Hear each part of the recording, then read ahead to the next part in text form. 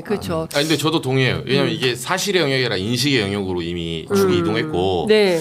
안타까운 거는 저도 이 취재 전후 맥락은 사실은 명태균 씨가 그 전후에 카톡 하나만 더 보여주면 드러나거든요. 네. 그 끊겼잖아요. 그렇죠. 이준석이 내일 데리고 올 거라고 이런 식으로. 그러니까, 예. 그러니까 앞뒤를 좀 보여주면 되는데 명태균 씨는 알고 있을 거예요. 근데 그건 사실의 영역인데 그건 이제 중요하지 않아요. 사람들이 인식을 이렇게 하고 있고 그 인식의 배경이 이제 평론가님 말씀하신 대로 제가 봤을 때는 가장 이게 요새 나온 기사 중에 궁금했던 거는 그때 김종인 위원장님 만날 때 윤 네. 대통령이 후보 시절에 같이 차 타고 갔다며요. 명태균 씨가. 차 타고 가서 뭐 앉아있더니 양쪽의 그 시각의 그 사이드의 해설이 똑같아요. 김종인 위원장이 갔더니 명태균, 김건희, 윤석열 앉아있더라. 예, 그리고 둘이 나가더라. 맞아요. 그 나랑 잠깐 독대했다. 윤통이. 이렇게 말한 거나 이쪽에서 같이 차 타고 온 거나 퍼즐을 맞춰보면 맞아요. 이 진술이 다 맞거든요. 근데 대통령실이 갔다 왔다 말이 없어요. 그러니까. 아니 그때 같이 차 탔는지 안 탔는지 네. 윤석열 대통령한테 물어보면 10초면 해결돼요. 그 차 탄 거 왜 생각이 안 나겠어요. 근데 이런 건 해명 안 하거든요. 말하고 싶지 않은 거겠죠. 네. 그러면 이렇게 해석할 수 있죠. 대통령실이 해명하지 않는 건 다 사실인 거야. 그리고 이거 좋아. 친오빠 받아줄게요. 친오빠라 칩시다. 친오빠라 쳐. 그래 뭐 갔다 왔다 되고 국민들이 잘못 알고 있네. 근데 나머지는 다 사실인가? 했을 때 대통령실은 그걸 받아야 되는 거예요. 그렇죠. 네, 자기들 불리한 건 입장을 안 내잖아요. 한마디로. 그게 제일 문제인 것 같아요. 유불리에 따라서 그거는 명태균 씨도 마찬가지고 대통령실도 마찬가지고 여태 가만히 있다가 유일하게 한 게 그건 친오빠이다. 그래서 이거 사실인가 봐. 제가 봐도 진짜 친오빠 같아요. 못이 주간데. 예. 아니 명태균 얼마나 의혹이 억울할까. 아니 명태균 의혹이 40일간 이어졌는데 한 마디도 안 하다가 별도의 입장이 없다가 입장이다가 갑자기 그건 우리 친오빠였어요라고 하니 그 말을 누가 믿겠냐고요. 그러니까 대통령이 이 오빠 논쟁이 나오고 나서 즉각적으로 막 여러 가지 정책들에 대해서 입장을 발표했는데 하나도 보도가 제대로 안 되고 있어요. 그리고 무슨 얘기를 하든 피식 웃음이 난다라는 게 무건희 상태다 지금. 그러니까 윤석열 대통령에 대해서는 전 국민이 사실상 무건희 저 사람이 대통령 맞아?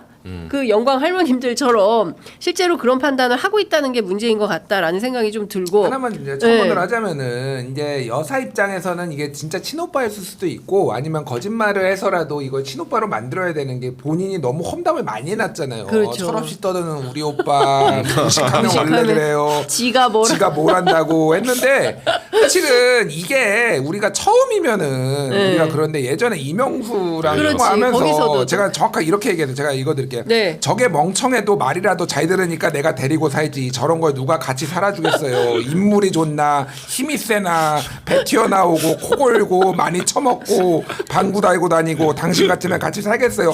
그러니까 이런 험담을 한 전력이 있기 때문에 이게 없었으면은 사실은 어떻게 그렇죠. 의심을 했겠지 사람들이. 아 저건 친오빠겠지. 설마 윤석열 대통령한테 저렇게 했겠어. 근데 이거는 저렇게까지. 그러니까 본인이 업보예요, 솔직히. 그리고 어쨌든 제주도에서 이제 돌아오기 전에 여사는 어떻게 이걸 해결하고 싶었겠지. 그러니까 친오빠 진짜 맞다. 이게 거짓말이든 진실이든 엄청나게 정진석을 달달달 볶아가지고 이게 자료가 나온 거겠지. 그런데 국민들은 이미 다 안 믿어버리는 그렇죠. 상황이 돼버린 거예요. 그러니까 이게 지금 정권 몰락의 신호예요, 제가 보기에는. 그렇죠. 그러니까 무슨 얘기를 해도 박근혜 때도 이제 나중에는 이랬다 저랬다 말 바뀌고 그러니까 무슨 얘기를 해도 이제 사람들이 안 믿어버리면서 이게 몰락이 됐거든요. 거의 비슷한 징후가 나타나고 있다. 그러니까 김건희 여사는 양치기 소년이 된 거고요. 윤석열 대통령은 벌거벗은 임금님이에요. 그러니까 두 내우가 지금 양치기 소년하고 벌거벗은 임금님이 지금 대통령실에서 쥐락펴락 하고 있는데 그 정책이 통하기나 하겠냐고요. 공무원들이 그 말을 듣고 일이나 하겠냐고요.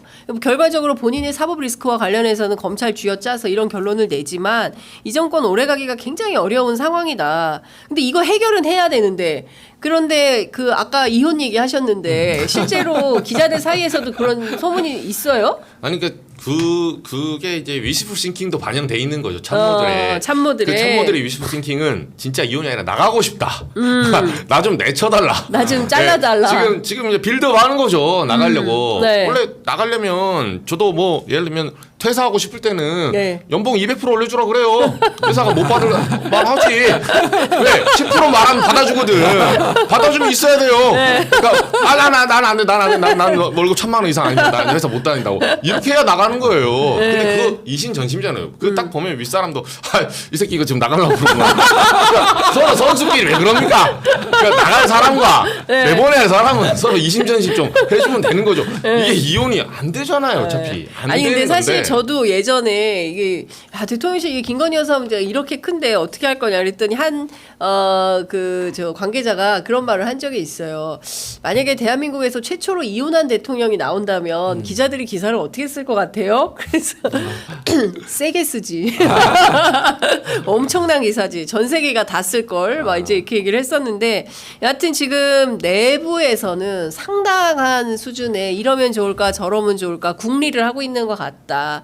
그런데 방법은 별로 없어 보여요. 퇴로가 별로 없어 보이고 그 강혜경 씨 4,000개 파일을 검찰에 넘겼다는 거고 명태균 씨는 2,000개 파일을 갖고 있다는 거고 이게 다 공개가 되거나 수사를 통해서 확인되거나 발표됐을 때 그때 명태균 씨 말이 맞는 겁니다. 한 달 안에 하야 또는 탄핵인데 감당 가능하시겠습니까? 내가 이거 꽉 쥐고 있을 테니까 하지 마. 거의 이런 협박 비슷한 걸 하고 있는 거잖아요. 근데 이 협박이 언제까지 시달릴 거예요? 아니 그러니까 4,000개가 뭐 다 중요한지는 모르겠는데 하루에 하나씩만 공개해도 10년 동안 공개해야 돼요. 네. 그러니까 이게 감당이 되겠냐고 이게 그러니까 지금 그 강혜경 씨가 지금 뭐 검찰에서 폰을 못 돌려받아 가지고 지금 국감에 못 나오네 뭐 하다가 이제 나온다고 하잖아요.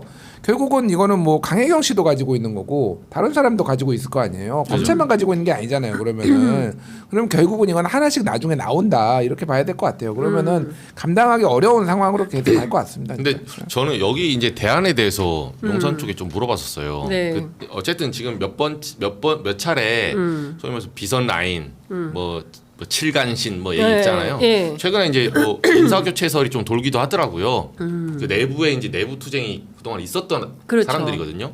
이제 쭉 왔는데 그 최근에 이제 만나서 물어봤어요. 저는 이제 궁금한 게 제가 출입했던 사람들이 친하니까 그래서 이걸 어떻게 해결할 거냐고 네. 이 계속 지리멸렬하고 굉장히 대하 서사시로 가고 있는데 이쪽은 대서사시로 명태균 씨랑 강혜경 씨가 네네. 이거 어떻게 하니까 용산 쪽에서는 그 얘기가 11월 15일 그러니까 이재명 대표의 네, 맞아. 그 얘기 맨날 하더라고요. 그 이제 1심 재판 나온 날이잖아요. 이제 그게 기점일 거다. 그래서 지금은 먼지가 가라앉기를 기다리는 시기래요.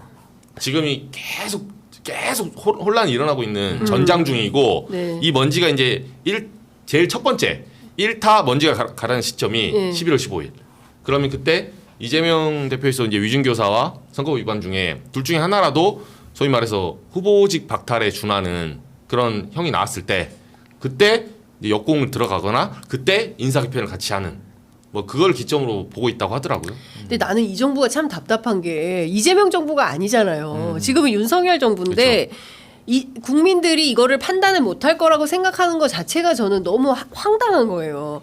국민들은 이재명 대표의 사법 리스크와 관련해서는 별도로 판단을 하고 그래서 차기 권력 구도에서 이재명 대표를 어떻게 할 것인가에 대해서는 각자 판단이 있는 거예요. 그리고 지금은 윤석열 정부인데 그렇죠. 윤석열 정부에서 왜 이재명의 그 사법 1심 기일을 그렇게 중요하게 생각하고 아니 그래서 여기서 결론이 나면 뭐 이런 명태균 이슈가 사라집니까? 어떻게 생각하세요? 제가 한마디 정태균? 할게요. 네. 무식하면 원래 그래요. 아니 그러니까 정치적으로 뭐 이제 결과가 어떻게 나올지 모르겠으나 이거를 정치적으로 제대로 활용을 하려면요.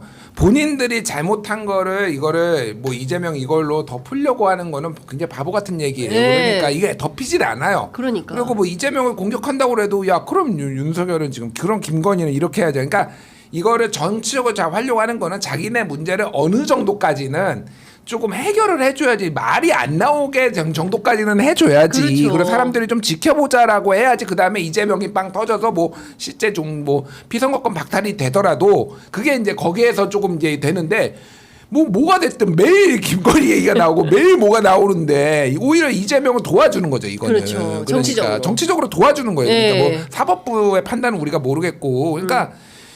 모질이들이다 내가 보기엔 굉장히 모질. 모자라. 정치적 아니, 모질이. 정치적 모질이들이다. 아니 그러니까 지가 뭘 한다고. 내부에서도 실제로 참모들 간에 네. 이게 일기 참모들은 그러니까 그 모질의 표현은 이 모질이들보다 조금 나은 모질이들이었어요. 네, 근데 쓴소리하고 조금 약간 이제 방법 제시한 사람들 다 잘랐어요. 초반에 다 자릅니다. 장제원 라인? 네, 네. 건진 라인, 네. 여사 라인 붙어가지고 네. 그때 한번 1차 내전이 일어나거든요. 그 내전이 이제 국정기획비서관 오면서 하는데 그때 내에서 말이 엄청 많았어요. 네. 근데 윤석열 대통령의 스타일이 후보가 선거를 2달 앞두고 당시 선대위원장 김종인 위원장을 잘랐잖아요. 어떻게 보면 그 어떤 사람들은 과단성이 있다 이 표현하는데 저는 그때 마크맨으로서 어떻게 느꼈냐면 야 진짜 죄송한데 이 사람은 국정을 담당하면 안 되는 사람이구나. 때로는 마음에 안 들어도 네. 국정이라는 게 우리나라가 자기 게 아닙니다. 예, 때로는 안정성을 취하고 소프트 랜딩을 해야 될 때도 있는 거예요. 사람 다 자기 하고 싶은 대로 사는 거 아니거든요. 근데 이 사람은 조직을 그렇게 바라보지 않아. 이건 내 거야. 내 거고 내가 싫으면 많은 거야.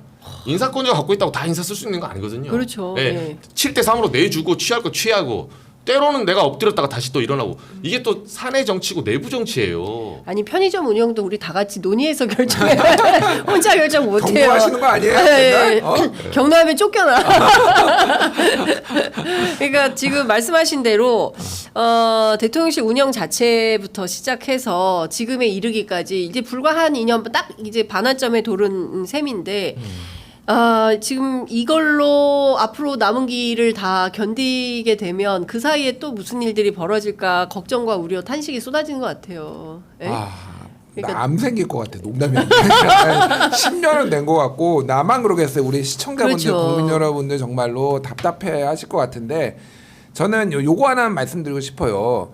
그러니까 무조건 탄핵을 시켜야 되겠다라는 마음으로 우리가 접근을 할 필요는 없어요. 그러니까 뭐가 됐든 대통령을 바꾸든 아니면은 정말로 이 키는 결국은 보수 진영이 지고 있어요. 그때도 박근혜 탄핵도 사실은 보수 진영이 지고 그렇죠. 있잖아요. 그렇죠. 맞아요. 그러니까 이게 내가 탄핵을 먼저 시키겠다고 뭔가 나선다고 꼭 되는 것도 아니고 이건 순리대로 가게 해야 된다. 네. 그러니까 결국은 윤석열 대통령한테 저는 키가 있다라고 보는 게 대통령이 변하면 되는 거예요. 그거에 대해서 계속 요구를 하고 요청을 하고 기회를 주고 이런 것들이 지금 중요하지 않나 저는 그 생각이 그럼에도 불구하고 정말로 안 되겠다라는 네. 판단이 쓰는 때가 오겠죠. 그러니까 네. 막 이게 너무 이게 저도 진짜 너무 힘든데 네.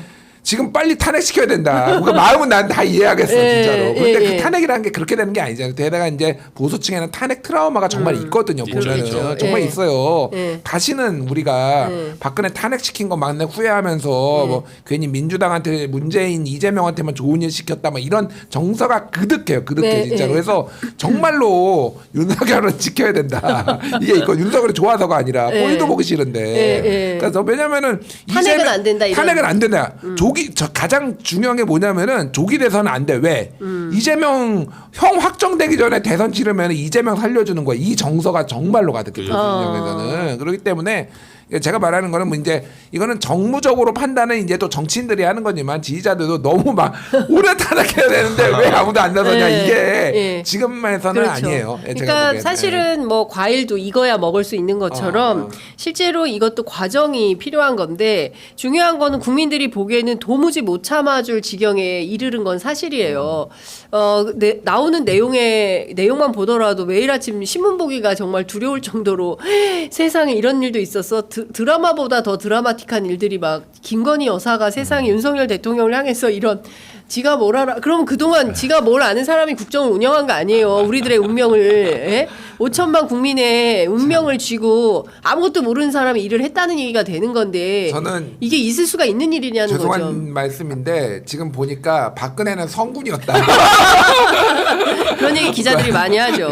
예. 근데 그렇게 경로를 많이 하는 우리 윤석열 대통령이 이렇게 살면서 이런 모욕을 당하고 있나? 그러니까 이런 얘기를 본인이 아니 뭐 그 집에서 뭐 서로 이런 뭐 갈등은 있을 수 있지만 남편 욕을 남한테 한 거잖아요. 예? 그리고 전 국민이 이 사실을 알게 된 거잖아요.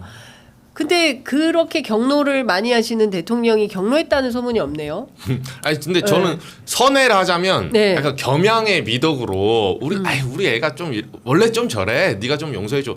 근데 그 단어 방구 뽕뽕 이런 단어들이 겸양이라고 하기에는 네. 조금 이게 선을 넘는 게 있어서 논란이 됐던 거고. 네. 그 제일 안타까운 거는 저는 용산에 이제 참모 1기, 2기, 3기들 있잖아요. 그 대선 때 도왔던 사람들 얘기 들어보면 그 사람들이 술 먹다가 침묵하는 순간이 있어요. 제가 무슨 얘기를 했냐면 이제 친하니까 아니 근데 다 좋은데 형님 이건 너무한 거 아니냐고. 왜냐하면 그 윤통이 결국은 아니 그렇게 열심히 했는데 오기야 금이야 했던 한동훈 뭐 주진우 다 뒤통수 때리고 가고 여기 남아있는 사람들 이제 와서 손 벌리는 거예요. 그러니까 1기 자기가 챙기고 했던 사람한테 통수를 맞으니까 이제 2기 3기한테 손 벌리는 거예요. 나 좀 도와달라. 그래서 저는 그랬죠. 농담으로 친하니까 형님 배알도 없습니까? 나 같으면 정치 때려친다 진짜 했는데 이 참모들도 이런 수모를 당하고 있는 거예요. 지금도 막 이 검찰 수사 갖고 매일 회의를 한대요. 밑에서 아이디어도 올리고. 아 그래요? 예, 그 얘기를 제가 이순신 얘기를 거기서 들은 거예요. 그 팀에서 말도 그러니까 이쪽의 시각을 얘기해 주는 거예요. 근데 이번에 칠간신 얘기 나왔잖아요. 그렇죠. 제가 여기 저도 사실 그 칠간신 이름이 여러 버전이 있는데 그 중에 3명하고 제가 밥을 먹어봤어요. 그 중에 3명. 네, 직접 먹어봤는데 그 똑같아요. 그 모임에서 똑같은 얘기인데 우리가 그 명단을 딱 보고 이게 칠간신이야 하면서 다들 한숨을 쉬었어. 간신도 자격이 있어요. 간신도. 간신 아무나 못합니다. 간신의 자격. 네. 그 예전에 보면 한 명에 뛰어난 사람이에요. 그럼요. 아직도 그 호가 압구 그 한 명이 아닙니까? 간신 아무나 못해요. 근데 이게 간신이라고? 칠간신? 그러니까 이거는 너무 비참한 거야. 그러니까 우리가 봐도 박근혜 때 간신들 보면 미워. 왜? 좀 능력이 있거든. 좀 얍삽해. 그리고 솔직히 상대를 하는데 나한테 타격을 주니까 약간 그런 분노의 감정이 있거든요. 근데 이 칠간신을 보고 나서 허탈한. 야 진짜 이러니까 망하지. 간신의 능력도 안 되는 사람들이 간신도 머리가 잘 돌아야 돼 생각보다. 그 3명이 머리가 안 도는 그 간신. 7명이 전부인데 제가 만나본 사람도 있죠. 3명이. 진짜 여의도에서 진짜 죄송한데 학급 오브 학급이에요. 만나서 얘기하면 일단 얘기가 안 돼. 그리고 이번에 이렇게 해보시라고 하면 그 이자 이번에 태극기 가서 막 결집하면 이긴다고. 아니 안 된다고요. 제가 진보 언론에서 사는 소리가 아니라 내가 너 생각해 주는 건데 안 될 것 같다. 뭐 정광훈하고 손잡아야 된다. 이런 소리 하고 있어 총선 전에. 제가 뭐라 했냐면 밥 먹고 알아서 뭐 죽든 말든 자기 결대로 사는 거지. 나는 분명히 저도 면책이지. 나도 출구를 써야 돼. 난 분명히 조언했다. 난 밥 얻어먹고 난 분명히 조언했다. 아니 이거 이번에 그 교육감 조전혁 후보 이제 지기는 했는데 유세 일정이 막 이렇게 공개되고 그랬는데 뭐 무슨 고성국 TV 출연, 가로세로 연구소 출연, 뭐 이게 유세 일정인 거야. 강용석 TV만. 강용석 TV 뭐 하여간 그래가지고 가로세로인가 강용석인가 약간 둘 중에 하나 했는데 막 그래서 같이 유세하기로 했다가 여론 그 보도되고 맞아요. 여론이 안 좋으니까 취소하고 막 그랬단 말이야. 그게 지금 대한민국 그 집권 여당 뭐 조전혁이 이제 당적을 가진 건 아니지만 어쨌든 거기서 의원도 했으니까 그 보수의 수준이에요 지금. 그 일정을 잡은 것 자체가 그거 좋다고 공개를 하고 있고 여기도 칠간신 있는 거예요.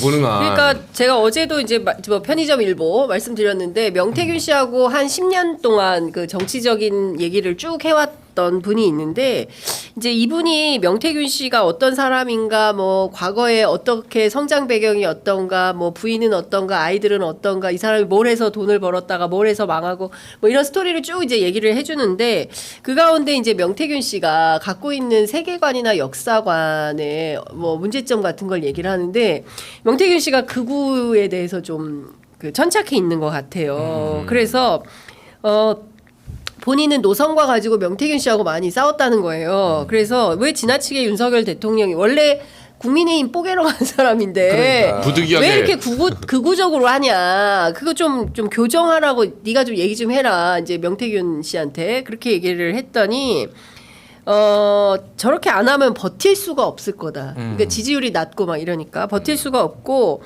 그리고 이제 와서는 내 말도 안 들을 거다. 이제 이런 얘기를 했다는 거예요. 그러니까 무슨 얘기냐면 기본적으로 기본 노선은 뭐 진보나 민주 뭐 얼마 전에 그 본인이 또 페이스북에 글을 뭐 진보는 어떻고 보수는 어떻고 그래요? 뭐 이런 글을 올리기도 했습니다만 기본적으로는 명태균 씨가 보수고 그것에 영향을 받아서 뭐 이런 상황이 벌어진 것도 있지 않을까.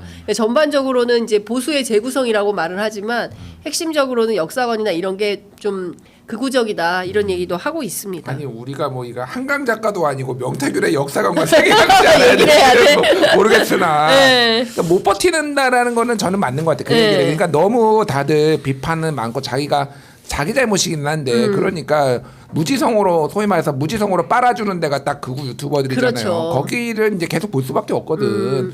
자기 댓글도 자기 욕하는 거 계속 보다가 칭찬한 거 보면은 딱 눈이 띄어요. 그러면 이만하게 보여. 엄청 크게 보여. 이만하게 보여. 이만하게. 댓글창에.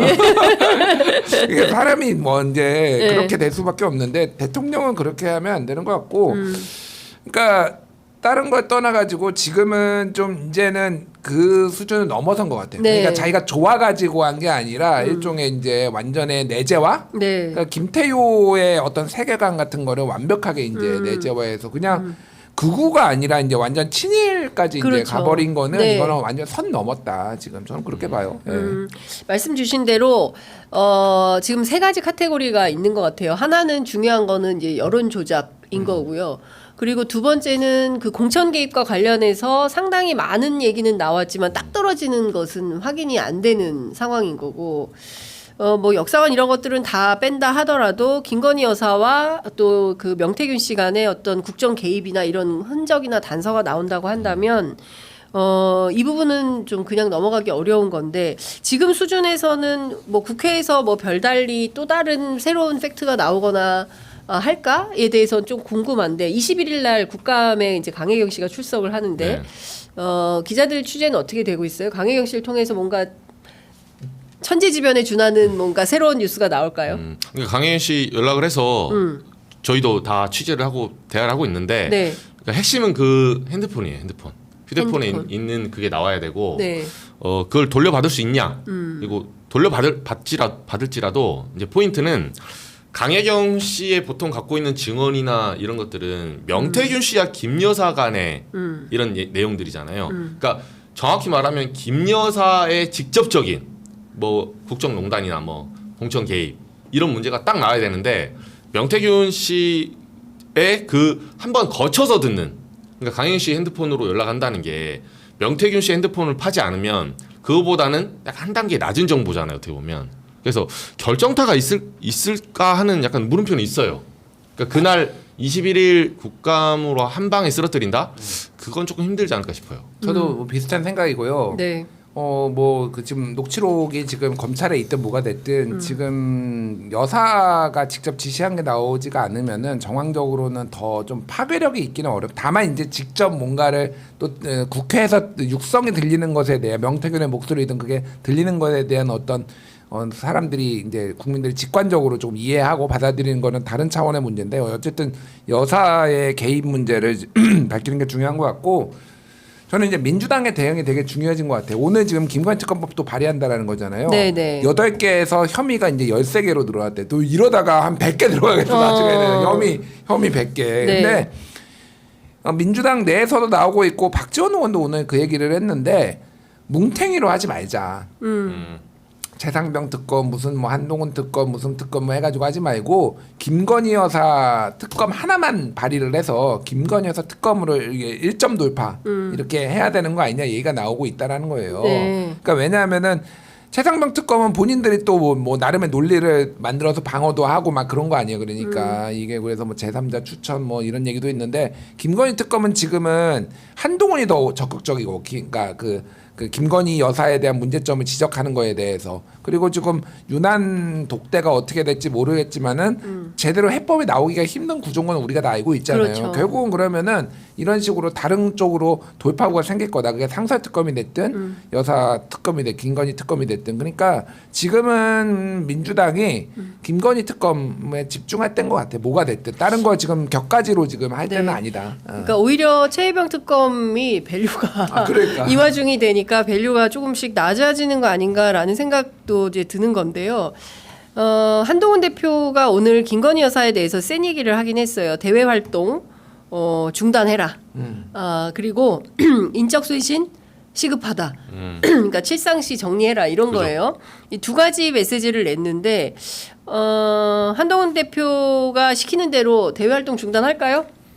김건희 여사가 안 하죠. 안 해요? 이게 네. 저는 아까 말했던 독대라 뭐 접견이든 독대든 지금 한 대표도 추론하자면 출구전략을 쓰고 있는 거예요. 지금 명분 쌓고 출구전략. 상대가 못 받을 걸 지금 제시하고 있잖아요. 그러네. 애당초 이 의제를 해가지고 뭘 설정하고 나와야 되는데 네. 금정 이기고 나서 소위 말해 좀 나쁘게 해석하면 친윤들이 보기에는 주도권 잡았다 생각하는 거예요. 그래서 이걸로 압박 공세하고 어차피 결과물 없어요. 독대의 결과물 없어요. 그럼 깨졌을 때 이거 용산 때문에 깨졌다. 아직도 정신 못 차린 용산 때문에 깨졌다. 이러면서 나와서 또 치는 거죠. 그리고 특검법 발의할 때 우리 이번에 몇 명 이탈할 수 있을까? 이걸 물음표로. 왜냐면 그 무기명이기 때문에 네. 다시 돌아오면 저희가 지난번에 4명 빠졌잖아요. 그렇죠. 이번에 5, 6으로 올라갈 수 있어요. 야, 그러니까 이건 그런 것 같아요. 그러니까 윤석열의 이 초보 정치 아니면은 이 단순 무식한 정치가 불러온 자기 부메랑 같은 건데 권력을 분점하지 않고 모두 주변에 있던 사람은 모두 적으로 돌렸을 때 나타나는 결과잖아요. 그러니까 그러네요. 이준석 천에서 개혁신당 나가서 지금 강력한 야당이 지금 뭐 이거와 관련해서는 강력한 야당이 됐지. 안철수도 뭐 표결만 하면은 나 지금 네. 찬성표 찍는다고 뭐 아니, 이러고 근데 있지. 김재섭 의원 어제 인터뷰 한 거 보니까 안철수 의원도 저기 뭐 부표 봤는데 던졌다고. 안철수도 그러더라고. 살아야지. 안철수도 살아야지. 예, 예. 그러니까 그거는 뭐냐면은 윤석열 대통령보다 여사가 더 무서운 거야. 그러니까 윤석열 대통령 그 최상병 특검에는 내가 찬성표 던졌다 뭐 예. 이런 게 예. 있었잖아요. 그러니까 근데 오히려 여사가 더 여사가 더 무서우니까. 안철수 대표가 의원이 정확하게 권력의 핵이 누군지 알고 있는 거지. 예. 그러니까 안철수도 이렇게 해야지. 한동훈도 적으로 만들어가지고 지금 위기에 빠지지. 이건 결국은 자기가 자가당착이고 자기가 이제 불러온 일인 것 같아요. 그래서 저는 이건 시간 문제다, 진짜로. 예. 그러니까 아까 말씀드렸듯이 저도 답답한데 우리 시청자분들이나 국민들이 조금만 여유 있게 보자. 결국은 이거는 수사 받을 수밖에 없고요. 저는 제가 진짜 장담하는데 윤석열 대통령은 잘 모르겠어요. 예. 김건희는 감옥 갈 겁니다. 김건희는 감옥 간다. 안 갈 수가 없어요. 안 갈 수가 없다. 김건희는 안 갈 수가 없어요. 감옥 지금요. 간다고 생각하세요, 김건희 여사?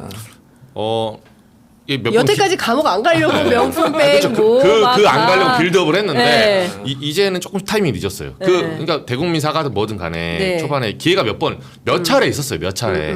근데 제가 만났던 사람들 제일 안타까운 게 그랬어요. 김건희 여사 그 일가들 있죠. 네. 또 여사 라인들. 네. 듀얼백 뭐 예를 들면 줬는데 최재형 목사한테 바로 돌려주기 뭐해서 밑에다가 맡겨놓고 7개월 동안 뭉개는 말이 됩니까? 그러니까요. 그런 행정은 바로 목 잘라야 돼요. 네. 오디 시킨 거를 7개월 동안 그 중요한 거를 잘못하면 자신의 상사가 뇌물죄가 될 수 있는데 그걸 7개월 동안 자기가 갖고 뭉개요. 그러니까요. 근데 이런 말도 안 되는 설명도 하지만 그 제일 안타까운 건 이분들이 본인들이 정치를 잘한다고 생각한대요. 맞아요. 대화를 해보면 내가 이렇게 한대. 뭐가 문제야? 네. 뭘 사과하라는 네. 거야? 그래서 기자들이 취재하다가 이렇게 된다고. 이렇게 하면 되죠. 근데 네. 그러면 아까 제가 말했던 제가 그 7간신 중에 한 명처럼 밥 먹다가 네. 알아서 하십시오 이러고 이제 가는 거예요. 왜냐하면 쓴 소리도 한두 번이지 맞아요. 밥 먹다가 계속 싫은 소리 하면 저는 좋겠냐고 저는 소화가 되겠냐고요. 그러니까요. 몇 번 하면 받아들이고 제가 옳다는 게 아니라 제가 10개 정도 말하면 한 두세 개는 보수 정권에서도 그냥 상식적으로 받아들일 수 있는 얘기들이 있잖아요. 생각해서 밥 먹는데 뭐 맨날 욕만 하겠어요. 네. 나름대로 그쵸. 조언을 담아서 해줬으면 네, 네. 이렇게 하면 잘 될 것 같다. 근데 그 10개를 다 안 받아요. 이 기자가 전국을 모르는데 아무것도 모르고 나한테 막 얘기하는 거야. 막 이런 식으로. 네, 그러니까 저도 그 두 손 두 발 달고 뭐 네. 알아서 하십시오 네. 하고 대신에 나중에 결과 나오고 나서 문자만 하나 보내줘. 네. 축하드립니다. 이게 아이고야. 제가 과학적 얘기를 잠깐 하자면은 나름대로 저분들도 진화를 한 거예요. 그 내부에서. 이게 일종의 이제 닫힌 개라고 네. 자기들끼리만 이렇게 독립적으로 있는 개 내에서는 저렇게 해야지 살아남으니까 그렇죠. 적응을 하고 진화를 한 거예요. 보수 유튜버들이 김건희 여사를 지키자고 막 맨날 한다면서요. 그러니까요. 그리고 뭐 대통령은 버럭 맨날 네. 나지. 나는 저는 뭐 소신 얘기했다가 다 날라고 하니까 진화를 했는데 이게 닫힌 개가 아니라 지금 그 바깥에는 거대한 열린 개가 있고 네. 여기에서 이제 그치. 얘들이 완전히 망상이었고 고립됐다라는 거가 이제 곧 확인이 되는 거예요. 그러니까 이 큰 틀에서의 진화에는 적응을 못하는 도태되는 사람들이 되는 거예요. 그러니까. 네. 저는. 네. 그러니까 루이 16세인가 뭐 시민혁명이 막 일어나는데 오늘도 아무 일이 없었다. 아무 일도 일어나지 않았다라고 일기를 썼다는 거잖아요. 그러니까 그런 것처럼 지금 대통령실 안에서 정말 구중국어를 떠나서 궁궐을 떠나서 용산으로 오겠다라고 했었는데 정작 자기들이 지금 한남동 관저에 갇혀가지고 뭐 바깥에서 민심이 어떻게 들끓고 있는지 뭐 그러거나 말거나 관심도 없고 뭐 이런 상황이 아닌가 근데 싶습니다. 오늘 아침에 한동훈 대표 말한 것 중에 네. 이게 인상 깊네요. 뭐 인적 쇄신도 얘기하시고 뭐 대외 활동 중단, 의혹 규명 협조 얘기하는데 마지막에 보수는 당당해야 된다. 이렇게 말씀하시는데 아니 왜 당당하게 최혜병 특검 안 냅니까? 아니 남들 그러네. 욕할 때는 그러니까 한동훈 대표 남 욕할 때는 겁나 잘해요. 동훈이 신났어. 이겼잖아. 당당하게. 승리를 만끽해야지 며칠 동안. 그러니까 오늘 승리하고 기쁘잖아요. 당당하게 최혜병 특검 막 내고 해야지. 지금 몇 달째입니까? 7월에 그러니까. 지금 아니 맞아요. 말한 지가 몇 달째예요. 그러니까. 석 달을 기다리고 있어요. 대표가 7월 23일 날 됐으니까 이제 석 네. 달이 넘는 그거 거 말한 거는 출마 선언할 때거든요. 아, 그러네요. 그러니까 넉 달 돼가 예. 넉 달.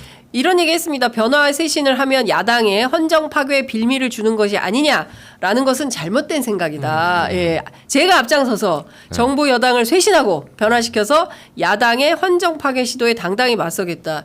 야당에 맞서겠다는 얘기네. 그러니까 좀 이런 것 같아요. 그러니까 민심을 정확하게 읽고 그리고 적확한 처방전을 내야 국민들이 고통받지 않을 수 있는데 지금 같은 상황에서는 대단히 희화화가 됐고 윤 대통령은 그야말로 전 국민 조롱거리가 됐어요. 이 상황에서도 아무런 변화도 없고 그냥 열심히 하겠습니다라는 태도로 일관하면 정권은 무너질 수밖에 없다라는 생각을 하고 우리 국민들이 매우 현명하다. 이 점을 좀 기억해 주시면 좋겠다라는 말씀 드리겠습니다. 아, 오늘 뭐 이혼 얘기부터 시작해가지고 친오빠에 이르기까지 살짝 썬데이선을 우리가 원래 그런 방송이 아닌데. 아니 근데 우리가 정국이 그런 게 아니라 아이템이 그래. 이거 어떻게 해, 이거를. 그러니까. 아니 요새 다 다루는 게 그런 주류라서 그러니까. 아, 좀 부끄럽다. 저희가 사실 이런 거 얘기하는 방송이 아닌데 오늘 상당히 아, 그렇죠. 그렇게 됐습니다. 네. 예. 여하튼 내일도 알토란 같은 뉴스 꼬박꼬박 똘똘하게 챙겨서 다시 찾아오도록 하겠습니다. 오늘 두 분 말씀 여기까지 듣겠습니다. 고맙습니다. 예, 감사합니다. 고맙습니다.